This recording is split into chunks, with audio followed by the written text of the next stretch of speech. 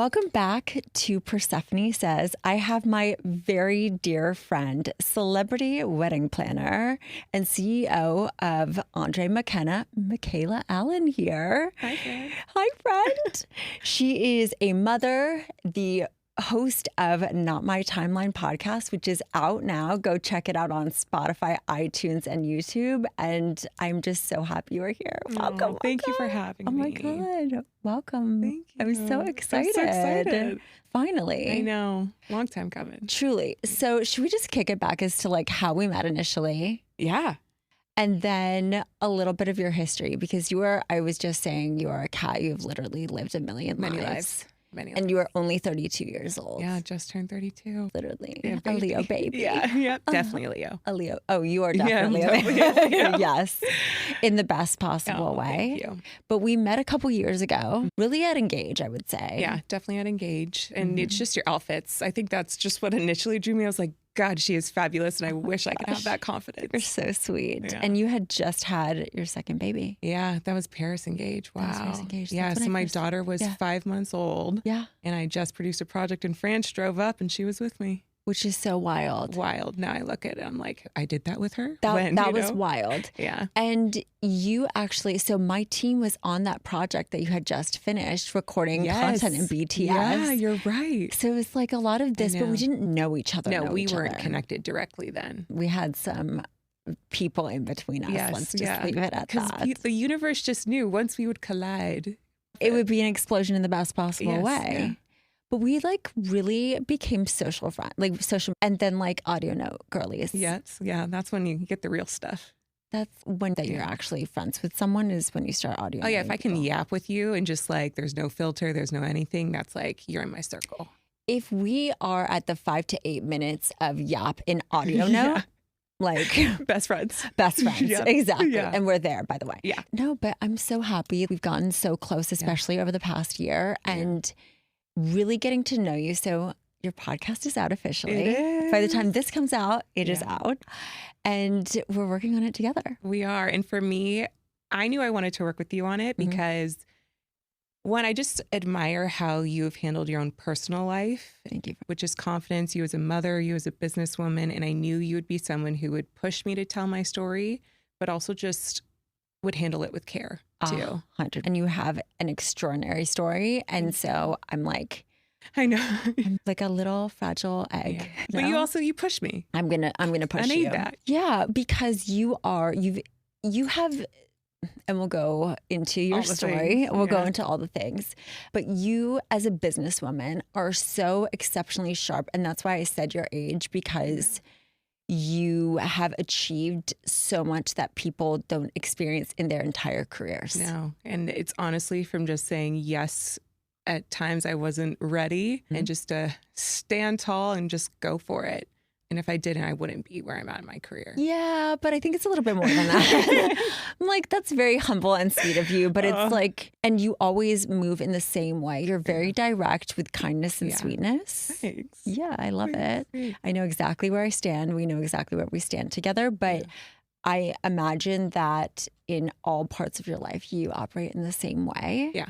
I'd like to think so. Yeah. You're not going to get a different version of me as a businesswoman, as a mom, or as a friend. It really, anybody who's within my circle, I'm going to call you out. I want the same. Oh, 100%. Yeah, no. Yeah. We have a very safe space together, which is really cool. Yeah. But in producing this podcast, we've had to go like extraordinarily deep. Yeah. We've spent hours and hours on the phone together. Yeah, we have. You've learned a lot about me, girl. I have it's not even everything, but it's just crazy. But, we've scratched the surface and we've talked for that many hours together. And I take that so seriously in how to like tell this story with you, like how exactly we tell the right story at the right time. And so let's kick it back. Let's go first in your career path. Okay, career. Yep. Like, how did you start in this whole space? Okay, so I started in events. I left for college at 17. Started working as an event assistant in corporate and political events. And then by the senior year, I was a criminal justice major, so I did absolutely nothing with my major, obviously. But my senior year, they offered for me to go full-time in events and finish my degree at night. And this was after just touring law schools in New York. We have that in common. Have I told you that? Yes. Yeah. I was like, yeah. weird. But I could see you as a lawyer. Oh, but I could also see you as a lawyer because you're like so sweet and you're like, but I'll cut you with exactly. my words. That's exactly. That's why we would make a great team. We would be amazing. Oh, we would be great together. Oh my God. In another life. Yeah, another life. With really great outfits though. With the sickest outfits. And people would underestimate us because they would think that we were so cute and then we would go in there and just our words. And our preparation. Exactly. I love it. But so then I went full time finishing my degree. And then I was leading a team of 8 students underneath me, was truly doing politicians and CEOs already at that point. I was doing about 1,500 events per year. 1,500 events? Per year. Like, what did that look like though? That could be in one day, 8 conference style meetings, a luncheon, just like a overnight lunch. conference. Yeah, it's just, And then after that, after about 6 years of that, I went on to a property out in Napa, opened up their events department from scratch. I was the houseman, the planner, I was out there in the back expediting to the chef, seat 1, seat 2. It was like 18-hour days. Wild. I don't even know how I did it anymore, but wild. But honestly, it was the part for me that I learned every bit of event. That was so helpful. And then I went on to Meadowood Napa Valley, which was a fabulous hotel that unfortunately burned down. But it was a Forbes 5-star property. And I was just doing weddings there. And I think that's where I really learned luxury hospitality and just the hotel side of things. So different than other venues. And that's when I said, okay, I really love weddings. And then went on to the private planning side. But I was with that team for only a year, and that team is based out in Napa, and I moved to Arizona. You were only there for a year? Yes, I think you only just found out that I moved to Arizona. No, okay. I'm such a momo sometimes. You're there's so cute. There's parts of my brain that just change. They just, I don't know. Yeah. And I was like, yeah, she's in Napa. I still lived there for 10 years before I did move, but I was only with that company for a year. That's the part that actually surprises me is that you were only with that company for a year. So you were there in Napa working for this wedding planning company. Yep, for a year. And then, but my son was born in, so events weren't necessarily happening. And at the time, my husband and I, we took our son just before he turned 1. We moved to Arizona. Why Arizona? My mom was living there. Okay. And where we were in Northern California, everybody, we were both working full time, doing the damn thing, married. Our friends were not in that boat. They all left. And so we were just by ourselves. Yeah. And so then at that time, it was to just have my mom have help with our son. And then it was continued from that point on handling all destination. If I was flying to California, to me, that's still travel. So I'd rather go to bigger, better destinations. If I'm already going to leave my family, I want it to be worth it in that way. Yeah. And so, from that moment on, I was doing all destination. And then I started Andre McKenna now almost 1.5 years ago, which is crazy. I can't believe it's only been 1.5 years. Yeah.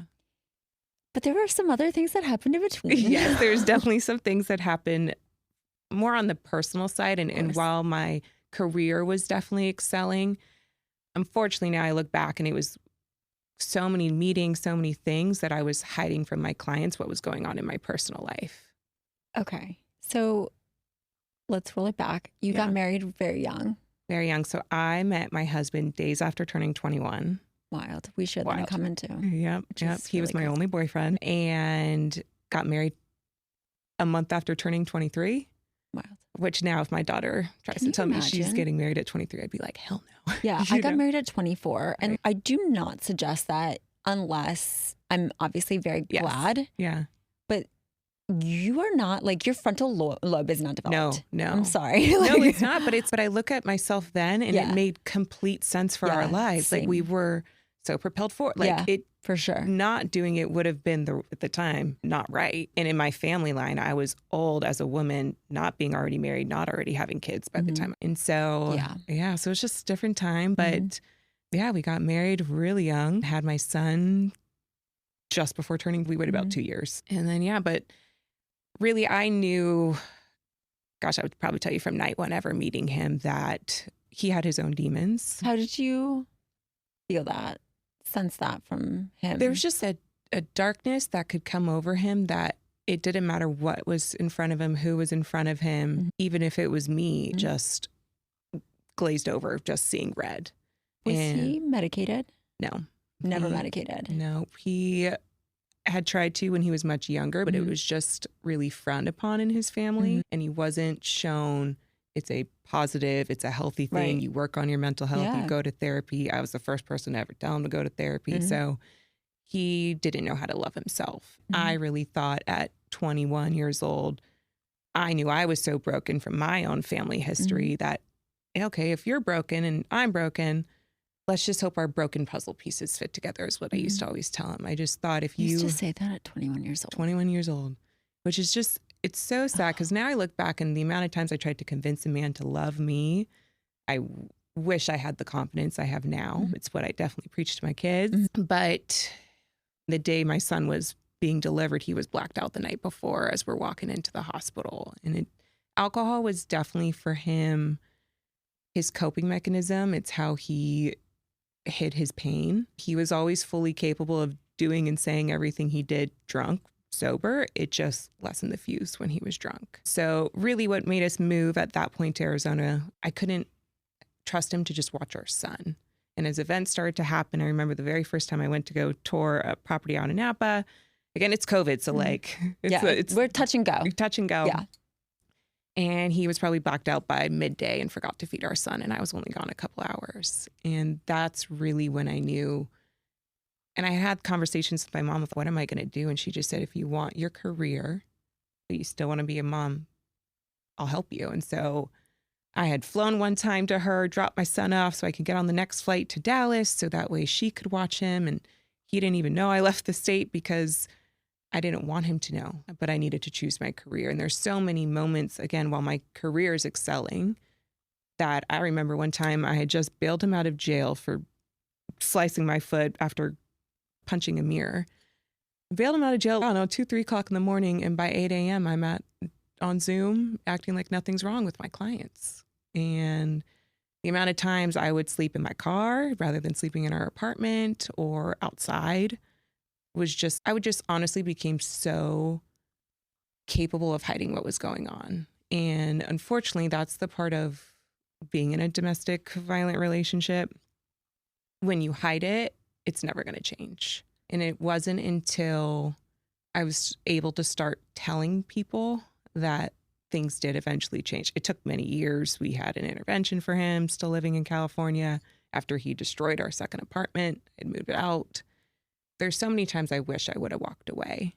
And for me, it wasn't that he wasn't proud of my career. He was supportive, but I also think it was the thing that made him feel so insecure at the same time. Of course. And just now dating and whatnot, it's so hard to be a boss woman and having a man opposing you. But it wasn't that he wasn't supportive. And to be honest with you, he's probably kicking up right now, being so mad that I'm finally now having my own company because he wanted me to do that for so long. But we moved to Arizona. He was still drinking that first year, and he just reached an ultimate rock bottom by that point. What did that look like? Driving drunk. Fuck. And that was always for me one that was like a non-negotiable. You could do things to me, do things to yourself, but you don't harm somebody else. And so I remember the night, it was February 6th of 22. Yeah, of 22, that he was screaming, yelling in my face, belligerently drunk. My mom's there, our son's there. And he walked out that door. And I told my mom he's not coming back. And I really thought if there was any night in our lives that he could have harmed himself, it would have been that night. And anytime we would fight, if I could say, okay, our son wants to say goodnight, I could turn it off. We wouldn't fight. Our son would say goodnight and whatnot. But that night he wouldn't answer the phone for our son. And so that was really his rock bottom. And I had called then our 2 best friends. Yep. Really, that was really my best friend. Her husband wasn't even my best friend yet. And he showed up, went to his location. Kyrie was your best friend first? No, Amanda. Amanda was your best friend first. We went to college together. Okay. Yeah. And she just happened to marry a man who lived 10 minutes away from my family in Arizona. That's so wild. Oh, yeah. That's kismet. Yeah, I needed her. But I didn't even know I needed her then. Of course. She was just my drunk friend at college party. Like, that was it. Yeah. Damn. But yeah, no. And so then Kyrie just confronted him as a man. And Michael at the time had said he really did think he was going to harm himself that night. Comes home the next day. And I told him then, Because at that point, we'd already done the, okay, no liquor, only beer. Like, I knew I couldn't force him to be sober. It had to be a decision for himself. And at that point, I remember sitting across from him at our dining table. And I said, you need to go through your boxes because it's not for our kids to go through one day because you're refusing to. And from that day, February 7th, he got a 2-7 tattooed on him to remember the day. Okay. And he was quit cold turkey, stopped drinking entirely. Did he go through AA? No. No. He tried to do one meeting and he said it wasn't for him. But he truly quit cold turkey. And I watched that man choose to become better. And I always want to recognize our story shouldn't have ended that way. I'm lucky to be alive in circumstances with him, but he did change and he wanted to be a better partner and father and husband, and he did. Did the abuse stop? Once he stopped drinking? The drinking stopped? Yeah. He, at that point, did not put his hands on me again. Wow. And it just truly, it changed him. Don't get me wrong, there was definitely a withdrawal period where just tension was high. Right. But he did. We wouldn't have had our second child, our daughter, if he wasn't sober. For those who don't know you and don't know where this conversation is going. Yeah. And because we've gotten close after this, Yeah. This version of you that you describe is so hard for me to understand because I'm like, you are so the opposite of a shrinking violet. Like, the woman in front of me would have hit back. Like, the woman in front of me would never tolerate that shit. Absolutely would lock the doors and take my kids, take everything away. And goodbye. No hesitation, without even blinking. Yeah, and empty the fucking account. Like, I would be like, where are we going? Yeah, like, you moving to Dallas? I would have handled things so differently. So differently. And truly, the only people who knew of everything was my mom. His mom knew. And unfortunately, he came from a line of men in his family where it just became known, better the walls than my face. And it just never should have been that. Like, that phrase, I'm like, the fact that just comes out of you like water, I'm like, the fuck? Yeah. First, I teach my son, hurt people, don't hurt people. Like, those are the things I'm teaching my son. It's important. I want my son to, and we'll get into more of what my kids know of their dad and whatnot, but he did change. I didn't know that part. I didn't know that part. Yeah. So you have your beautiful daughter. I have my daughter. Bless that girl. And She's the cutest. Was much more involved in that one. He was allowed to go to appointments because COVID, you couldn't. He wasn't drunk when I was delivering her. So that was great. But at that time, my mom started to get really sick. So when I was delivering my daughter, my mom was on a different floor having back surgery. And so her health was drastically declining. He was so close with my mom. To him, my mom loved him more than he ever could have received love. And I look at my mom now, or back to her, and I don't know how she was able to love him knowing the things that he had done to me. And I'm so forever grateful. I hope I can support my kids that way, but I sure as hell hope they don't make the same decisions. Yeah. But a mother's love is something that is so big. And so, our daughter was born in February. And then my mom had passed away in November. And it was very sudden, very quickly. Of what? Huh? How did she pass? Essentially, it's just being unhealthy. She, for many years, did not take care of her health. Her weight got so extreme, and her body, from being on steroids for 10 plus years, basically her bones were nothing at that point. And so her body just shut down, and it was very rapid, very quickly. So many strokes. I had no idea I was her power of attorney. And it was, if anything, people have conversations on how you want things to be handled. But he didn't know how to support me with losing my mom. Yeah. And even when it came to putting together her celebration of life, and I don't want to go through these photos alone. Yeah. Okay, I'm going to go upstairs. It was like, that was probably one of the hardest things I had to go through. And he knew it. How do you know? I talk to my mom 6 times a day. And so much so that one of my best friends actually flew from California because she goes, I'm worried about you and he's not taking care of you in this. And she just knew. Can I ask you something I haven't asked you before? Sure. And we can cut whatever you're on. Yeah. Okay, you know that. Yeah. But okay, he gets sober. Yeah. And he is improving in your relationship. Yeah. He started to go to therapy. Okay. Yep. But that example is a person who's not capable of fully loving another person. 100%. Even him giving this his 100 or 75 was still not even what I deserved. Okay. Oh, I have stepped back and analyzed my whole life. I bet. But I'm just like, Yeah. we're on the same page about this. Oh, right? yeah. Okay. I deserved so much. Well, I'm again so grateful that he made changes. He was an incredible father. He still wasn't an incredible partner, but he was trying to learn to be that version of a man. Okay. Like actively just trying, which at that point I was just thankful for an apology most days. I didn't think we were going to even get to that point. But when my mom died, he even just said, your mom loved me more than my own mom. And it brought up a lot of things for him with his mom. And at that point, his mom was very upset that we moved to Arizona. I remember when we told her, she said, you're taking away my son and my grandson. And I said, that is my husband and my son. Don't you just love that things will never fucking be that? Nope. I tell my kid, please go leave. Like, go live your life. So choose your family. That is what I want. The confidence I want my son to have. So, and if we happen to be around one another. God, I hope you love me enough that you want to come back and visit me. Exactly. Like, nope, live your life. You have to. You have to. And that's really the part, though, that broke him. Was he was finally starting to make these changes. His mom never acknowledged he was sober. And at that point. Like, Yep. So daughter born February. My mom died November. January is when he officially cut out his mom from our lives. And why? Because she couldn't show up.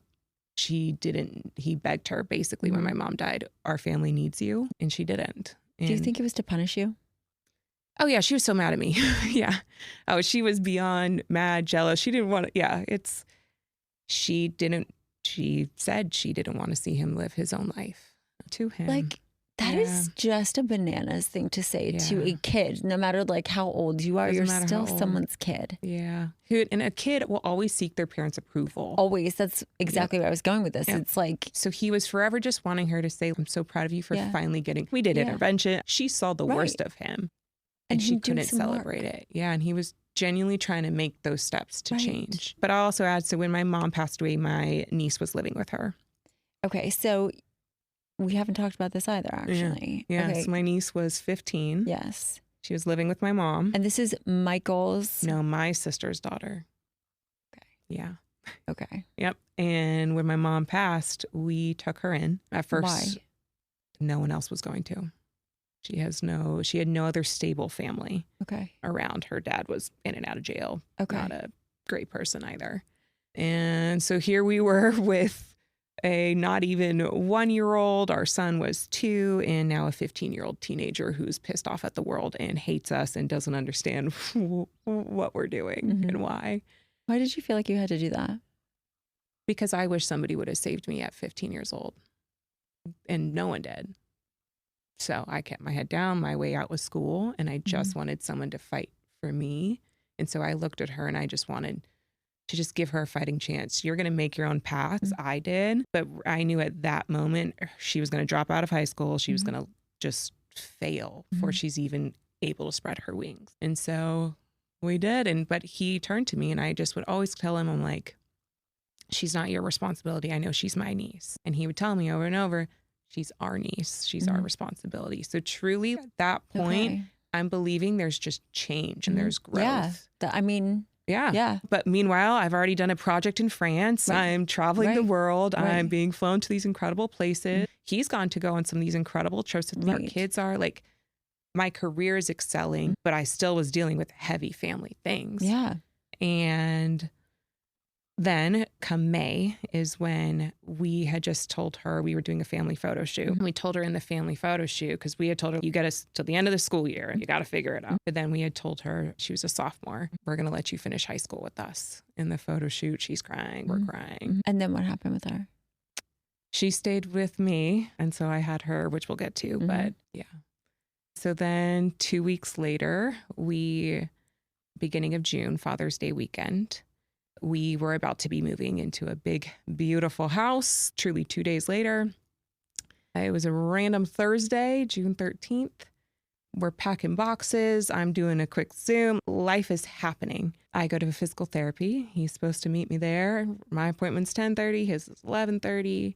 It's just before 11:30 and he's not there. And what was so weird about that day is while I'm there, my physical therapist was going to propose to his girlfriend that weekend. So he's like, tell me about how Michael proposed. So I'm sitting there on this table, like professing my love about this man, how he proposed to me.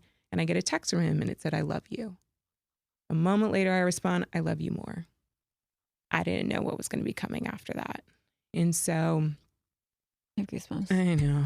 No matter how many times. Yeah. And even just keep going. Yeah.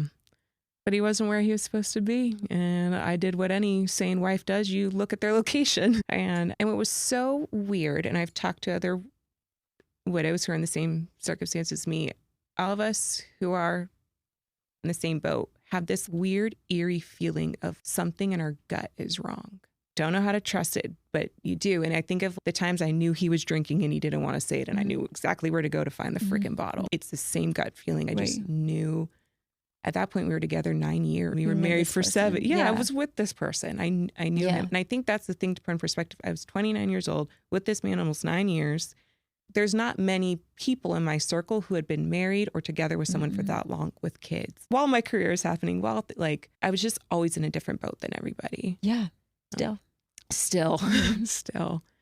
But I went to his location and it showed he was at the Target near our house, which I thought maybe he's just dumping boxes or something. And we had made a joke earlier in the week when we were moving because we went to go toss them in there. And he's like, we could get arrested for this.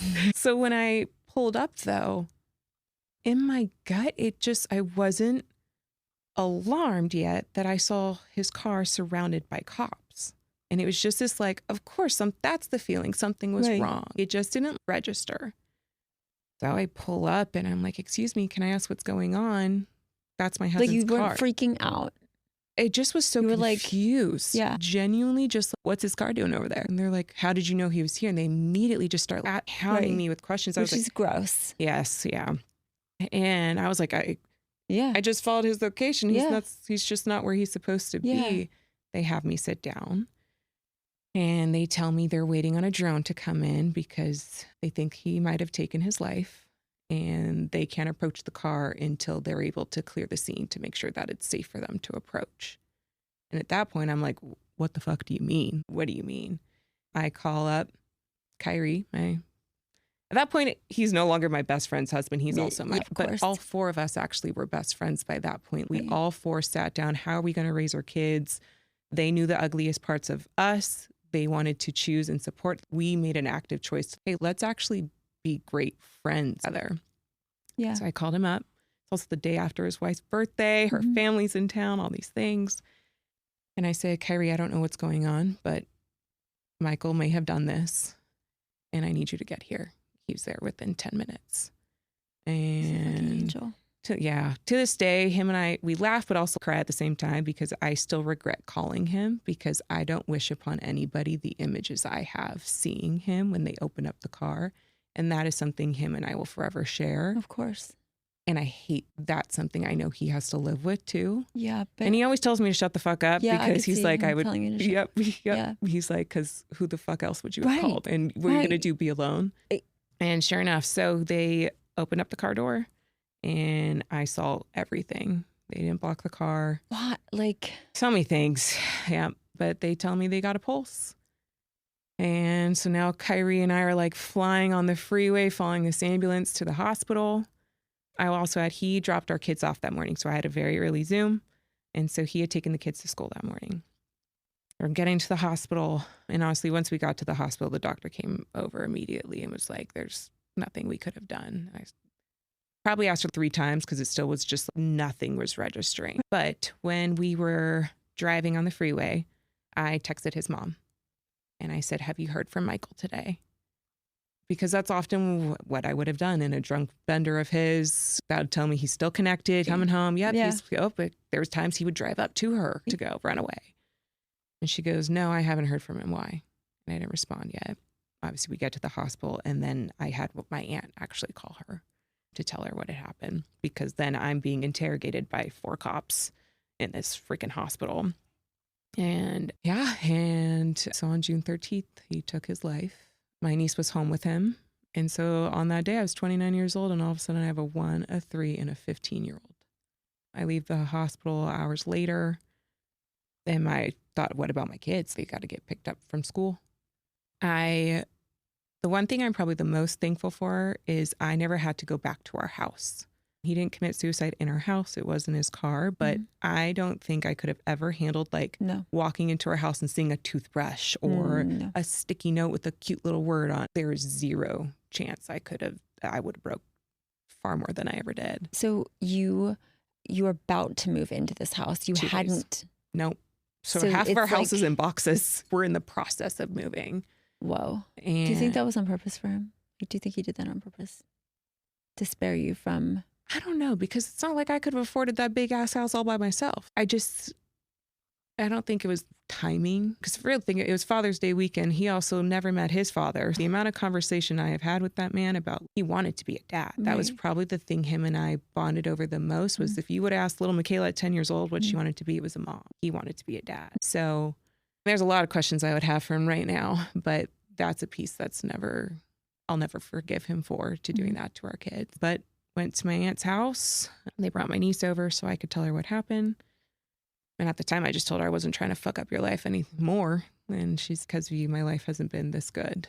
And my daughter stayed with the teacher for, I think, 2 days. Again, she was 15 months old. Right. She didn't barely knows mom. Yeah. But I said I wanted to talk to my son that day. That was important to me. So Kyrie picked up Andre. And what's crazy is the song Bob Marley, Don't Worry About a Thing, Everything's Going to Be All Right. It's this little children's book that I've read to my son since he was a baby. But sometimes I would sing the song to him with tears in my eyes because his dad was being a fucking asshole when he was younger. But it became just our song, and it's always been our song. And on the drive, my son asked him, Kyrie, can you play Don't Worry by Bob Marley? And Kyrie said he was just sobbing in the front seat. How does this little kid just know without knowing?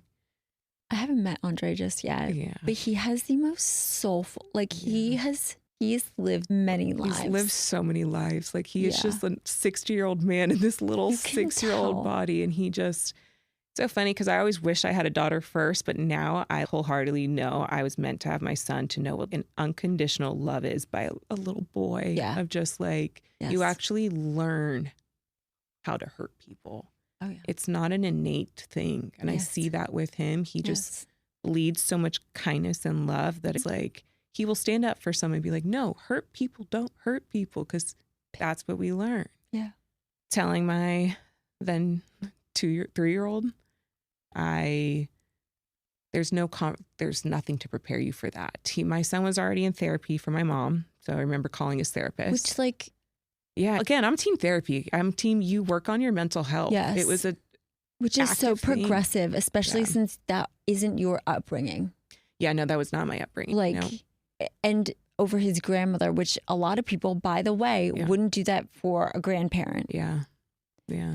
No, she was so involved in our lives that we just did. Yeah. Of course. Yeah. So you called his therapist. So I called his therapist and I was like, what the fuck do I say? And that's when I learned at that time, there was no books on suicide in children.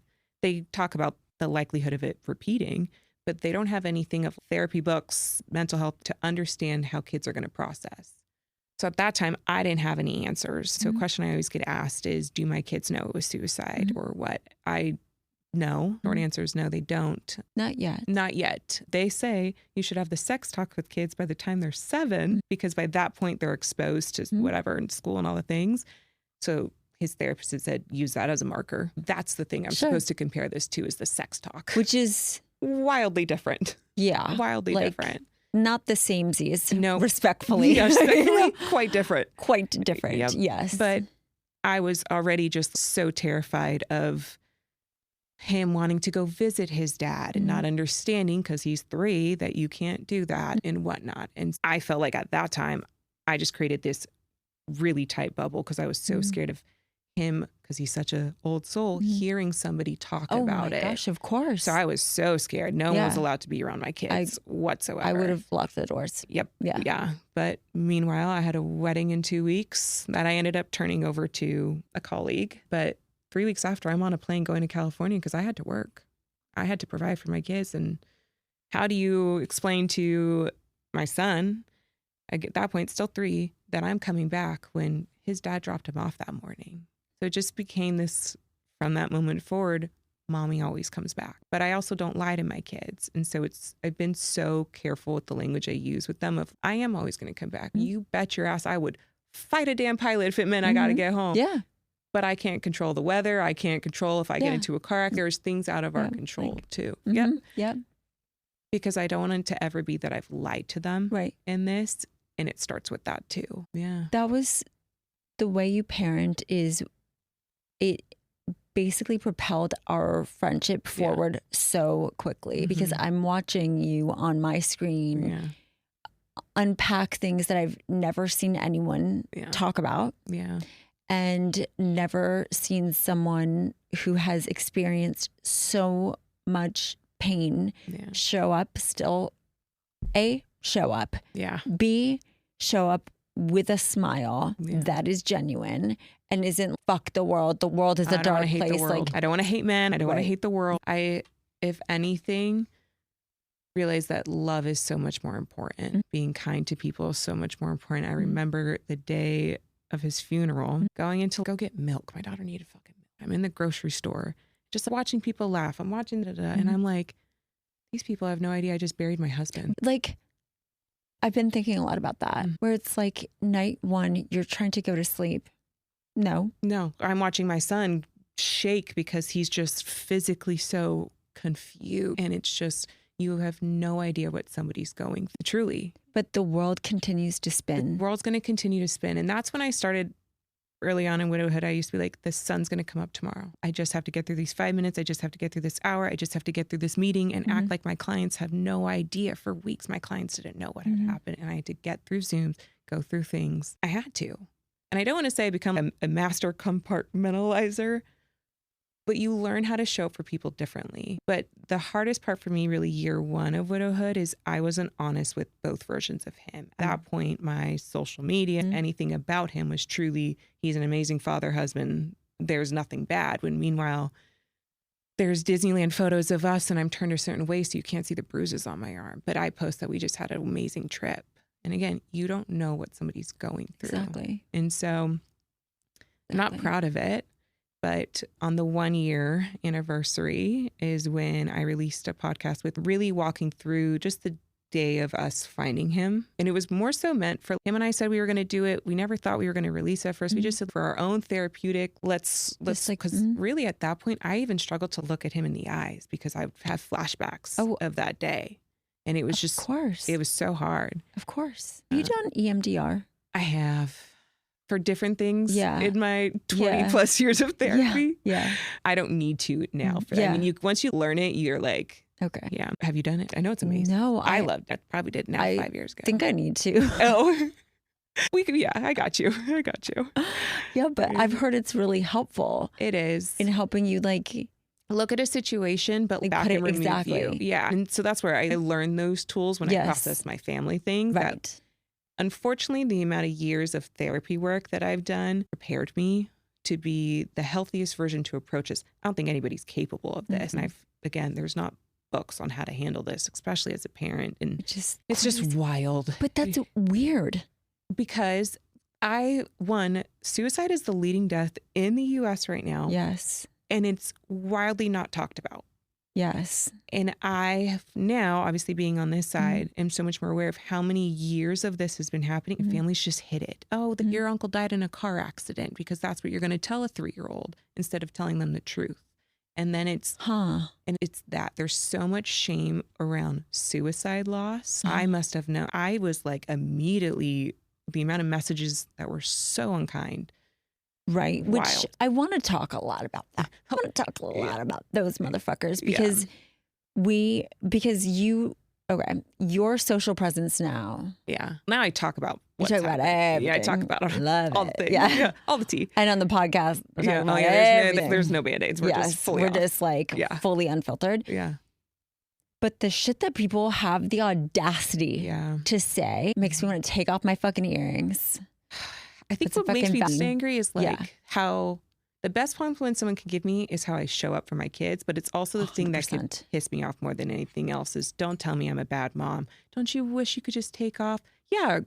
No one's going to pay my bills for the next 6 months. Like I have to, this is how I have to parent. But also you don't, okay. If people didn't know what was going on behind closed doors, okay, which they didn't. No okay, one. No one. And you kept that. Yep. Okay. And so no one knows your financial situation. Mm-hmm. No one knows, but also you somehow have to take one foot and put it in front of the other because you have to, period. You had to. And I'll never forget my best friend, Amanda, her telling me, she goes, right now, I was like, Amanda, I can't do this. And the amount of time she would just tell me, right now, you're going to get up for your kids. One day I want you to get up for yourself. And I want to know her. Oh, you would love her. I'm sure I would. I love her. Truly, I could not have survived these last 2+ years without her. Yeah. Even my mom, losing my mom, I lost them both within 8 months. That is a tremendous amount of loss. Tremendous amount of loss. A lot of loss. I'm not 32. I'm like double that. Did you ever suffer depression? I don't think my body would let me. I think at this point it's just permanently like up and down and all the things. Like Teflon. Yeah. I'll have moments where I can be truly sad and break, but it's like a 2-minute timer and then it's like I got to go on to the next cast. Yeah. So when we were recording the first several episodes and even talking and even now, we know each other now. Yeah. I think that's part of it. Yeah. But when we first were talking about it, or you were talking about it with me, I was like, okay, I recognize this mirror that I'm seeing within you, because when you have been very therapized and you've been able to almost disassociate yourself from the story, you can talk about it and then just put it on, like, it's right back shelf. in the box. Yep. And put it on the shelf and then it sits right there. Yeah. And I recognize that because you do like, pot kettle. Yeah. But people will hear every piece of your story and see a different side of you. And it's a side they didn't know. And that's the thing, probably one of the things that hurt, but like, so when Kyrie and I released this podcast, and it was really the first time ever publicly I've announced there was domestic violence and all the things. I remember watching that. Yeah. Yeah. Keep going. But, and I was so scared. Yeah. But I knew at that point I couldn't heal if I couldn't say, because I would get in judgment, wow, you're out 5 months later, must have not really loved. I got awful and things. And it's like, you also don't know how freeing it is not to wonder what kind of version of a man's going to be coming home. Like it, some parts started to feel, but then I felt so guilty feeling that way. And so until I released that podcast with him, it was like, now I'm just me. But I had past clients watch it and reach out to me and say, even had one mom apologize to me because she pieced together the story when she realized when I was bailing him out of jail and on the Zoom the next day with her daughter. She knows her. And just like, and receiving messages from clients being like, we didn't know. Of course what not. An incredible, but then they're like, we're so grateful for how you showed up for us. But God, we had no idea what was actually going on in your life. And so it was probably one of the hardest messages. I wasn't expecting that from it. We're ingrained. Our lives are not our client's problem or issue. You show up for them. Yep. So I continued to show up. But I truly, at the end of 24, I was doing a wedding for the CEO of Open Table. I wasn't working with normal clients at that time. See, okay. I'm like, okay. See, that's the part though, that's also I'm like grateful to the universe that that has been your reality. Yeah. And you have earned every bit of that because of who you are and the service. But it's just such a wild juxtaposition of a life. Yeah. It's extraordinary success. Yeah. Thanks. It's so hard because it's like now I view success so differently. Of course. Now success is when I can sit there on my couch with my kids and not have to look at my phone for an hour. That to me is now success. And inner peace. Inner peace. Now, again, now it snapped back, but I don't let people fuck with my peace now. Truly. It's so different. Even if a man's talking to me in a certain way, it's like, nope, bye. Yeah. Not even an opportunity you to have runner. I tell people my biggest red flag is I'm a runner. Yeah. Okay. Yeah. Because if you're going to give me a reason to run, I won't give you a second opportunity. Of course. But I don't need to anymore in my life. And it had to get there. And so year one, I was just so confused. I was trying to understand his why. And then once I finally did, I'm like, this is still bullshit. But I now need to live. And his very short little note to me said I deserve better, to keep being who I am, and that I deserve better. So then year two is definitely me like, okay, can I be happy? All right, this is my life now. What does happy look like to me? So I started taking myself to dinners by myself. We travel, obviously. For a second? Yeah. Do you remember the first day you giggled again? Or like that you noticed the sun? I probably cried immediately after. Yeah. Because it was like, how am I laughing in this? Right. I felt so guilty to even just enjoy. I don't look at any photos of me and my kids of the time period after because I just see their little faces, me telling them. So I feel like I missed out so much right now, like the best part of their childhood. It's a second. It's a second. Yeah. And you are like Chief Experience Officer. Yeah. I try. Oh yeah. Now we do the biggest, because I'd rather have so many experiences with my kid. And I explain, and I got that from one of your podcasts with it's being like, I need to work on this so I could buy that basketball hoop. And just trying to put it in perspective for them because they don't understand why I'm traveling. And I have, again, this is all that they've ever known. And they've gone on trips, but now to bring my son, earlier this year, he came on a project with me to Nashville. And he came for like the first week when we were starting to build our tent. And for him to be like, oh, this is why, because you're building for so long. It's And so I am so grateful at the same breath that I've had this incredible career, that I've worked really hard to get to this place, because if I didn't, I wouldn't have been able to survive my kids and do this. But that's you. Yeah. That's you. You have a very specific energy. So even though we weren't allowed to know each other, you have always been a light. So actually, I lied. We didn't meet in Paris. We met at Dove Mountain. You're right. I was real pregnant. Real pregnant. I was like 33 weeks you pregnant were with my very daughter. pregnant. I was and so pregnant. I was in a very dark place in my life, which it was just very dark. And I was like very much disassociating that entire time. Yeah. So Dove Mountain is dark energy. Yeah. And it was a weird engage. Weird engage. It was a weird engage. Weird engage. But that was actually the first time. But still, it was like, this girl is just, we weren't meant yet. Yeah. But still, yeah, I was so keenly aware of your capacity and how you were on maternity leave. And then you but not really, you were right back. And this was before everything. And that you were very career driven. Yeah.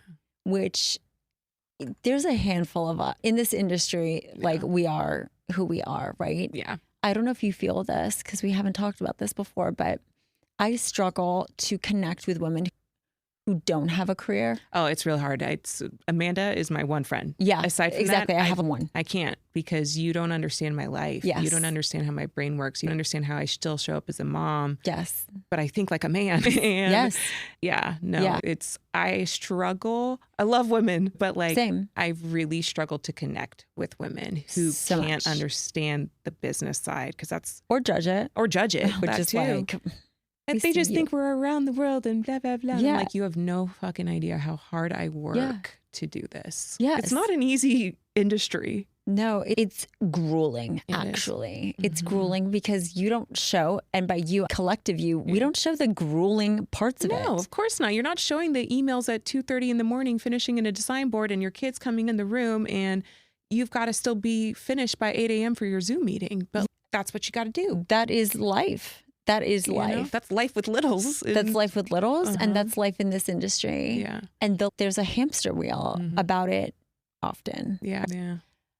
Okay. These things happen to you, and you take a very sharp right. I took a very sharp right turn, and I said, what better thing to do than to start my own company? I remember seeing that, and I was like... everybody's wanting the same thing. Yeah. Blink twice. Yeah. Oh, I was not okay. Of course not. But it kind of becomes this place of I'm standing on my own for everything else in my life. Yes. Why aren't I doing this in this capacity too? If I have to rely on myself, because nobody, again, while I wanted to show up and save my niece at 15, nobody has ever come into my life and saved me. Not that I need somebody now, but I knew I needed to truly do this for myself. Mm-hmm. And so when I was picking the name, I was on with my dear friend, Larry Walsh. Love him. Love him so much. But he helped me pick the name because I just said, MaKela Allen Events. I don't want that. That doesn't, Allen, I was already questioning, do I keep the last name Allen? Like how I just. Oh my gosh, that's so confusing. So confusing. Yeah. But I didn't want to make that choice. And I didn't want the name to be the reason I keep the name either. And so we did my kids' names, Andre, McKenna. Never hate it. And they're also my biggest reason why. Of course. And and they're obviously, my son is so proud. Now he's like, you named your company after. That's so cute. So proud of it. But I want them to be proud of it and to understand. And we have so many talks about it's not that I have to go to work. It's that I get to go to work. And how lucky am I that I get to make a difference in people's lives. Yes. And so I want them to see your career can be hard. Yes. But it can also be really beautiful. And the things we get to do because I work so hard is part of that too. And so started Andre McKenna, but again, not having typical clients. I'm having big celebrity clients, destination instantly, events. By the way. Okay. But it's also because you're an extraordinary human being. Oh, okay. Thanks, friend. I mean it in all senses of that. Yeah. Okay. People don't just get, and I don't think most people would say you just got lucky. Bitch, are you okay? No, but I've worked my ass off. I truly have learned, no one really teaches you in the wedding industry, like how to get the right clients for you. But I used to do 15 weddings a year, 12 weddings a year when I just moved to the private planning side. But I started for me, which was not what the rest of the team is doing, was I want to charge more and have fewer clients. Because for me, leaving my kids, if I had 8 different clients, that's 8 different Zooms, that's 8 different trips, that's 8 different tastings. That was more time away from them. So I just started to, I remember once I got to 6, I was like, wow, this is amazing. I'm going to get 4 next. And I did 4 bigger productions, charged more. But there's not a roadmap to this. So you're kind of seeing what works for you. And I just started to learn, if I lead with, I'm a mom first on every single lead call, it's just so different. And I find the right clients. I will say no to an asshole. I will fire you if you're an asshole.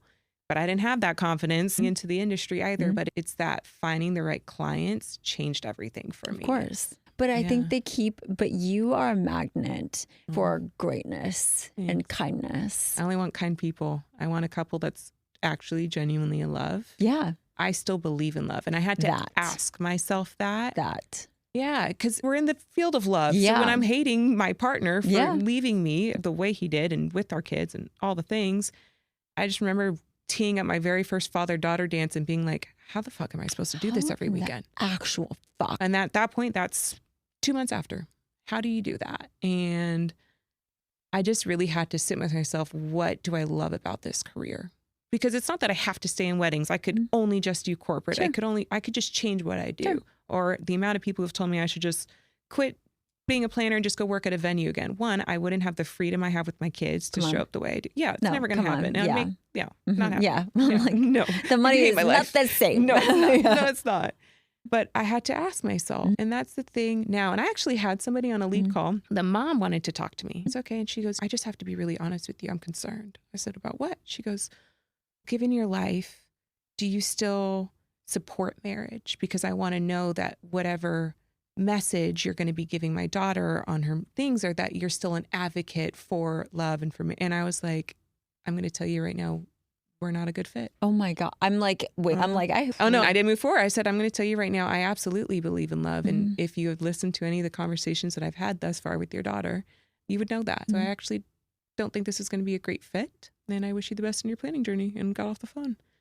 I would have never had the confidence to do that early on in my career. You take the business, but you again, get punched in the face. You get punched in the face. And first. like, now I have clients, Nikki and Jordan Malata, he plays for the Eagles, who literally said, we would be offended if you don't bring your husband and your kids on your trip. Please bring them. And flew my kids out. Because that's the kind of relationship I have with my client. And it changed things. You show up for your people, okay? Yeah, I try. No, it's not a try. It's a consistent. Yeah. I say I try because I think right now in my life, I have very little time to give to people if you're not already in my circle. Again, I can't have the making girlfriends thing. I'm like, yeah, it's not for me because it's so much effort to let you in that if it's not worth it, it's not worth it. I just don't have time. I wish I had time to give to relationship, but I got to be a businesswoman. If I have any time, it's going to be for my kid. And I've learned in this last, again, year 2, I was searching for, can I still be happy? And I learned I need to fill up my cup so I can best show up for my kids. Even if that makes me guilty of staying away an extra night. But I just took myself to an amazing concert by myself and I got to order whatever the fuck I wanted for dinner. It was what I chose I wanted to do. And I actually came home happier, more filled in my own cup. And I could actually pour into my kids, pour into my clients. Because if I'm only giving to everybody else, that's when I start to feel depleted. I think if you think about it logically, okay, for all of the idiots who have said anything to you, okay, fuck you. But if you think about it logically, okay, so you've said this and you've helped me like understand this, that you are a solo parent, not a single parent, and hired help is all that you have. All I have. Yep. And I've learned that to make sure that I'm so clear on how I verbalize that. But that which also I appreciate because I'll tell you, a lot of even my married friends have made comments of, oh, now I know how hard this is because I'm a solo parent this week while my spouse is gone. Oh yeah. And I so kindly have to educate people. No, you were holding down the fort while your partner's coming back. There was no partner coming back. Totally different. Completely different. But if you don't give that time to yourself, who the fuck is going to give it to you? Nobody. Literally nobody. No, think about, because it is. I'm not saying that it's not hard to be alone with your kids for 5 days straight. We're fine. Okay, we're fine. Yeah, but we're like, fine. Again, I don't get even hey, can I just have 10 minutes by myself, breathe? Can I just sleep in this morning? Just sleep in? Nope, don't sleep in. That's not happening. No one's going to get up to make my kids breakfast but me. I'm sick this morning. Doesn't matter. Doesn't matter. So if you didn't do that, and that was like such an aha moment when you spoke it like that, I was like, of course you're going to give yourself that time or else you will implode. I will. And that's the part I was seeing is then I couldn't enjoy being even a solo parent because I was just so angry. Like, and frustrated and short fuse. Yeah. But I didn't want to be that version of a mom. Of course. That's not how I want to be. Of course. And so it just was small. Okay. Even there's times I'd hire a babysitter just so I can breathe and just like sit in my own emotions. Cause that was the thing too, is my emotions trying to process their dad's death wasn't for my kids. I am so a big proponent. They're not going to unpack my boxes. But again, if I'm having a tough day and I still got to pick them up, I can't process the same way with them either. So it would take me being alone, sitting in my thoughts to finally be willing to just like break and just be like, this is why, or to try and understand it. And so now I do. And I, don't get me wrong, but I've already today talked to my kids 3 times on FaceTime. Yeah. And I actually, on a business side, I actually really love the way I travel because then when I'm traveling, I am fully on with my client. I also have to fully be able to trust who is watching my kid because I could be in some part of the world in the middle of the night and just because they get a cold, that's not my problem right now. And figure it the fuck out. Yeah. But then when I am home, I'm a mom. Yes. And it's just, I get to shift into each side so much differently and show up fully to either. And somewhere in between, I give myself a night. Like at the end of this trip, this is going to be 2.5 weeks. So I went to Aspen first. I'm here in Dallas to speak up. And then I'm so excited.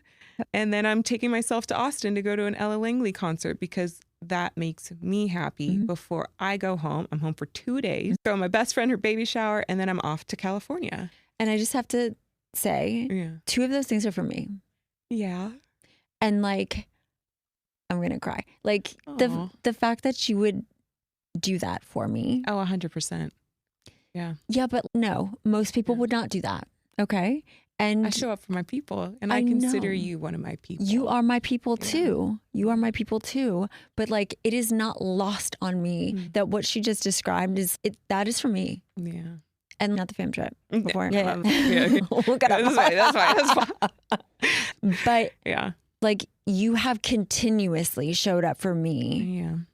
And like you best But it's not that I never want I don't want anything in return. Like it truly is just like I know that also. Yeah. I just have felt with you like you haven't lived my life, but you get my heart. Absolutely. As a woman, as a business, as all the things, as a mom. Yes. And that's the part. I respect you so much. Thank you. And likewise. Yeah. But I also see this, like, I think one of my gifts is when I see a light over somebody and like other people see their light too. Yeah. But I'm like, but I could turn it on. It came up to me. What was it at? It was at the Crescent. I think so. And you were like, and again, we still haven't connected fully. And you're like, stop. I need to tell you, you have and like, I'll never forget that conversation. Yes. Actually, that's what like really propelled us forward. You're right. Yeah. And I don't drink, so that was sober. Yeah, drink either. But it's true. And I've always felt that. And when I see that, I'm like, no, I'm going to make sure that like whatever I can do to put a rocket, that you already have a rocket, by the way, just baseline, you are rocket status. But I'm like, but if there's a way that I can do more, I'm going to do it for you. Yeah. I appreciate it. In some capacity. Yeah. And then I think it's been such a cool producing a podcast with someone who's such an intimate experience. It is. Because again, you're knowing the tea of things that people who've known me my whole life don't know or have heard me. But it's also, you know, when I'm like, I don't know. And you're like, just say it. Just do it. Yeah. It's like, you're safe here. Yep. And it's that part. And that's what I'm so excited for. Not My Timeline is I genuinely wanted to just meet somebody where they need it. Rather if you're somebody who's hiding in a domestic violent relationship and what are things that you could do to take care of yourself and to see the signs. There's that. Are you, again, we all go through things, not just in our industry, but how do you still show up as a parent? How do you still show up to your clients? How do you still process and grieve for yourself? And not that I think I've handled it perfectly. And there's a lot of things. You've done a fucking amazing job. You know, I just really just don't want to fuck it up. Like I just really think about my kids. I want them. Truly, I don't know anybody in explanation in this world but my kids one day for everything I say, everything I do. And again, I won't lie to them. So while they today don't know that it was suicide, they do know that their dad was an alcoholic. They do know that their dad used to put his hands on me. We have those conversations about mental health and what does that look like? Because I don't want them to ever think anything of that ever okay. And that's what I want from Not My Timeline. It's so therapeutic for me, obviously, to just like air it out. And I learned that with releasing the very first one. And the amount of people who I've been able to connect with from social media. Wow, I haven't had another widow who's a suicide widow who's also raising young kids. I was 29. Most people have lost their partners much later in life. And any of the groups that I could find in my community were all church groups, or maybe they lost their partner because of their health or whatnot. And it's not that my loss is any more significant, but I really struggle to connect with other widows unless it's a sudden loss, because the sudden loss piece there was just so much left unsaid. And I don't know, I wanted to reach somebody where they need it. There'll be some spicy fun things too. There's going to be spice. And there's like, and again, your business acumen is a level 100 out of 10. Yeah. And that's the thing. There wasn't anybody who was showing me what to do to tell in my career. You attract professional athletes. You got to love sports. It starts Love there. sports. Love sports. If you don't, you're not going to be able to talk to them as humans and understand their biggest piece of them. And so it's that. I just want, hopefully, for somebody to walk away either learning a little bit more about me and why I hold the boundaries that I do. You can learn a lot about me if you listen to my podcast. Yeah, you'll learn a lot. A lot. Yes. But I just wanted to help people. Oh, you're going to help so many people. That is my promise back to you for being so vulnerable to a camera with me. Yeah, you're the only other one in there. And I'm so excited for people to see different layers of you, but also for them to understand your business acumen too. Yeah. Because you're so smart and sharp, and how you organize your time and your day. I'm like, I suck. But I refuse not to go to the gym. I carve out the pieces for me because, again, if I'm going to give it to my kids, give it to my clients, if I don't give it to me, my body physically will just be like, no. So I put on my calendar, I'm going to the gym. Here's my block. I will take my laptop to the gym, do 8 hours of meetings there. I've been on, I think almost every single call we've been literally, I'm like, I'm in the locker room, I'm in the red light room, whatever it is. But I can still do both. Of course. And I'm going to continue to do both. And I will I refuse to show up as different versions to people. So I'm honest and I talk about my life with my clients. If they have questions about it, I answer it. Yeah. And that's it. You're the coolest. Oh, thanks. You have to come back like yeah. Well, soon. Next time we'll have you on mine. Yes. Yeah. I was actually going to ask you this, if I can come visit you. Oh my God. Yeah. I want to soon. But no, you don't want to come right now. It's 118. No, not. It's like yeah, come in the winter. Hot. Yeah, in the winter. We need to escape the weather. Yeah, that's a great time right? to come. Yeah, I'm like, I want to come. come and I want to meet your babies and come I want to meet Kyrie and Amanda and like you'd love them. See your world from that. They're good people. Yeah. Again, they're like my only people. Like and have your matcha together. Oh, we'll ask them to make that cookie butter matcha. It's so good. Yeah. Oh, but I love you so much, friend. You're just like, you have such a special place in my heart. And thank you for being here. Thank you for having thank you for me. being here, but also thank you for making the time away from your babies to be with me. Again, it means the world. No, just thank you for having me. And I love you so much. I love you. The best. Till next time. Till next time, friend. Bye. Yay.